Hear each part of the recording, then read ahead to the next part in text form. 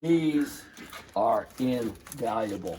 They don't work absolutely are. always, but what happens is you put this when you're pressing a bearing out of an end cap of like a 4-cylinder, They call it a blind mount. and it goes, you push it down through the bearing itself because it's been taken off the crankshaft. So now we have a hole in the bearing, and you push it down through. I think I got a bearing over here. So, but what you do is you push it down like this, and then when you hit it, the collar catches on the outside edges of that bearing, and you push it out of the case, out of its cage, or whatever you want to call it. All of this stuff just adds to speeding up that process of disassembly and minimal damage to the components that are part of it all. So, Oh, so I got 2 of those bearing push through. You should have asked me. I probably would have given you one of them. Ask him now, Matt. could be my lucky day. The deal is with these tools, it's very, very important, is you've got to be using the service manual because it tells you when to use this stuff. And otherwise, you don't. And that's why it's in these boxes marked, because I can look up there and say, okay, there's that tool, and bring it down and use it. Okay, so we are at power head stand. We've already looked at that. That's another power head stand. This one, again, does both. So, same deal. And ball bearing puller tool. We just went through that one. Spring replacement. What that's talking about is, I actually found some of those this spring right here.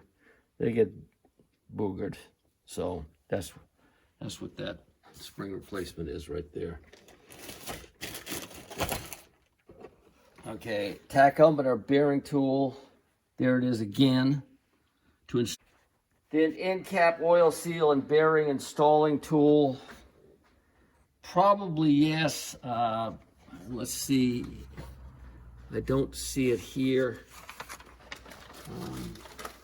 Hard to say.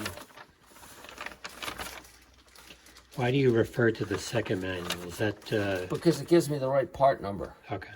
See, the part numbers are different. These are an M60-51006, and here they're single numbers. They changed their part numbers from the time this book was made to the time this book was done. In the second manual, there might not be parts because they found that they're not useful, or More likely, they've made another tool which does all of it. Yep. So that's why I say if you use the service manual, it tells you what to use. You think that's it? 2-4. Don't get those in the wrong goddamn box. Oh, no. I'm being very careful. All right. I would not want to be Yelled at. chastised. Oh, 2-4. It installs the idle and magneto ball bearings. Well, this looks very close to what that is. It may be. Yeah. open that up, Matt. Let's see what you got in there. Because This box. at times they change stuff, and Make sure they go back in that same bag. Well, they intermodulate stuff. They intermodulate? That's right. Intermodulate. Oh yeah, okay. No, that could very well be it. I mean, it does. very well. 25045, 25045. I guess that's all part of the tool. 24045. That's still part of the same tool. I don't. Well, they could have just updated the whole thing and. Right, they might have replaced it. My guess is they probably did, because I've never run into a situation where I didn't really have the right tool to do something. This looks like it's older than Methuselah. Yeah. I think it's driven by that thing right Yep. there. Yep. I'd say that's the driver. Good thing you have that. Keep it in the bag. Don't want to lose those. Okay, so, and we have the idle and magneto ball bearing tool again. Piston bend bearing tool is a 24103, a 24144, a 22803, 24118, and they've been changed up too. I know they've been changed, so, but we can look and see. What'd you say, 24118? 24118. Is there one of those in here? That's it right there. There's a piston pin tool with a couple of different ends on it. Take it out of the bag. We Yeah. can't see.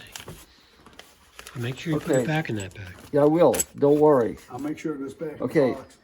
This right here is when you're installing the piston and you've got loose needle bearings, you put this into the connecting rod with the little bearings around it, and it gives you a means to hold it in place. You slide the whole thing into the piston, you come down through the piston onto this and then drive it out.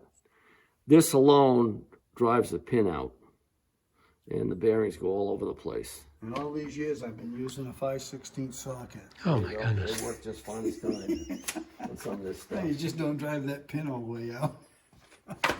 Okay, so that's that. Water pump cartridge tool. Okay, now those are all up here. You see them? What? This is a 24267.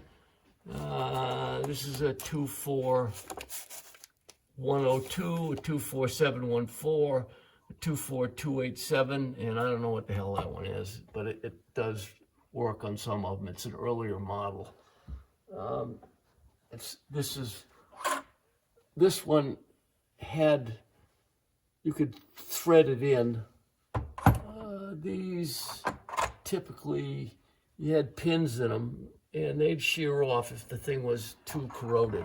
You have to be really careful with those tools. They're great for putting it back together again, but terrible for taking it apart.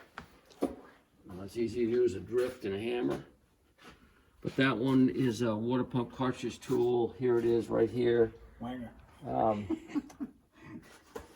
This one would be 24287.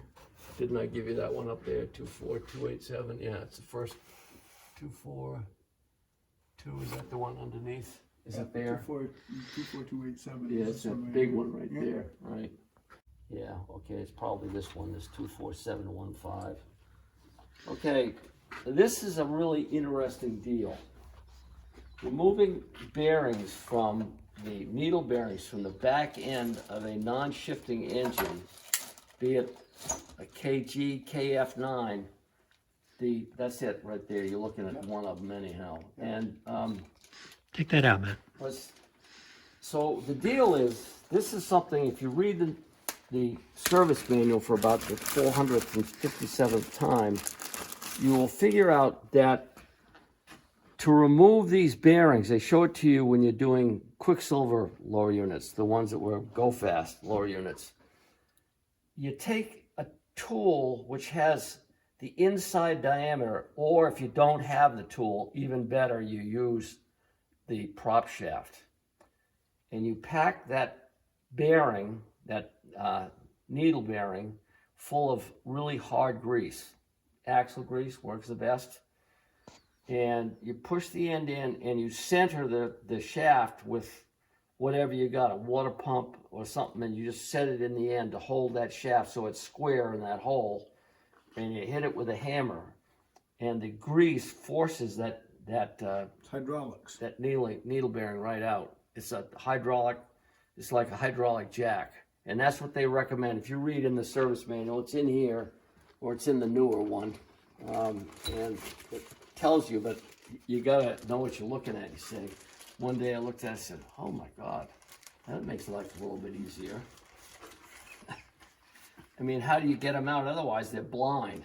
Right. Well, we'll see later on that there's a tool that they made to take the blind ones out of the Mark 75 and 78, and it doesn't work. Oh, grease works a lot better for blind. Grease works a lot better, yeah. Where did you get this out of? This one right here? Yeah. Okay. Right, Matt, they were replaced with these type of timing gauges right here, which you thread into the spark plug hole like that one, and you push this in, and that gives you the timing. You want to rock the piston over, just over with it in the notch, just tweak, tweak, tweak, top dead center, and then you rotate it about a quarter of a turn past that, and you push this thing down, and you bring the piston back up to it, and it gives you your timing. Gear propeller shaft gear tool. Okay, these I do have and I do use. Yes, here they are right here. That's one of many. These allow you to press the gears off. If you look in the bottom of one of these, you can kind of see that those are the impressions left by some of the gears. But they allow you to press the shaft off of Mark 78, Mark KF9, things like that. And there's a number of different ones. Here's a little small one for, probably that's for a Super Silent 6 or a KF5. And they do work, and they are nice to have. Right, Matt, they were replaced with these type of timing gauges right here, which you thread into the spark plug hole, like that one. And you push this in, and that gives you the timing. You want to rock the piston over, just over with it in the notch, just tweak, tweak, tweak, top dead center, and then you rotate it about a quarter of a turn past that, and you push this thing down, and you bring the piston back up to it, and it gives you your timing.